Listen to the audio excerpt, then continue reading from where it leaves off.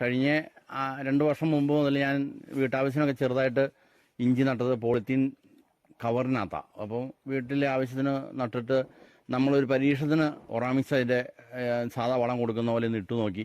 അപ്പോൾ സാധാരണ കൂടുതലൊരു വളർച്ച എനിക്ക് തോന്നിച്ചു. അപ്പോൾ ഈ കഴിഞ്ഞ വർഷം ഞാൻ ആ കൃഷി മണ്ണിൽ ചെയ്തു. ഏകദേശം ഒരു 10 കിലോ ഈ താഴെ വിത്താണ് ഞാൻ നട്ടത്. എനിക്ക് ഏതാണ്ടൊരു 150 കിലോയോളം ഇഞ്ചി ഉണ്ടായി. ഒരു 50 കിലോയ്ക്ക് താഴെ ഞാൻ തിരുവനുള്ളത് വിറ്റു. ഇപ്പം നമ്മൾ ഈ കാണിച്ച ഇഞ്ചി അതിന് വിത്തിനായിട്ടിട്ടങ്ങനെയാണ്.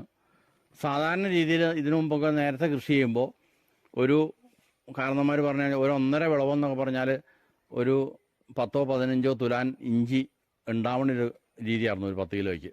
അതിൽ നിന്നൊക്കെ നമുക്കൊരു മേന്മ കിട്ടുന്ന ഒരു വളർച്ച ഇതിന് തോന്നി. കേടിൻ്റെ കാര്യത്തിലാണെങ്കിലും ശേഷി കൂടുതലുണ്ട്, കേടുണ്ടാവില്ല എന്ന് പറയുന്നില്ല.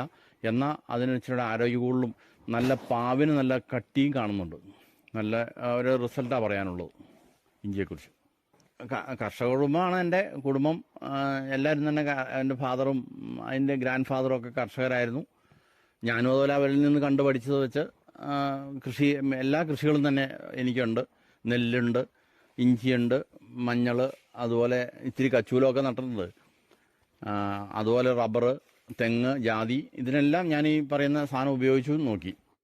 വാഴയുണ്ട്, ചേനയുണ്ട്, പച്ചക്കറികളുണ്ട്, ഇങ്ങേറ്റം പൂച്ചെടികൾ പോലും ഇതിന് നമ്മൾ ഓറാമിക്സ് കൊടുത്തപ്പോൾ നല്ല റിസൾട്ടാണ് തോന്നിയത്. താമര ഇപ്പം തൊട്ടോ ഞാൻ കാണിച്ചില്ലായിരുന്നു. താമരയാണെങ്കിലും അതിനകത്ത് വല്ലപ്പോഴും ഈ വളം മിക്സ് ചെയ്ത് വെച്ചിരിക്കുക നമ്മളൊരു പാത്രത്തിൽ. അപ്പോൾ നമുക്ക് എപ്പോൾ തിരിച്ചെടുത്തിടാം. അത് ഉറച്ചൊന്നും പോവില്ല, നല്ല ഫ്രഷായിട്ട് തന്നെ ഇരിക്കും.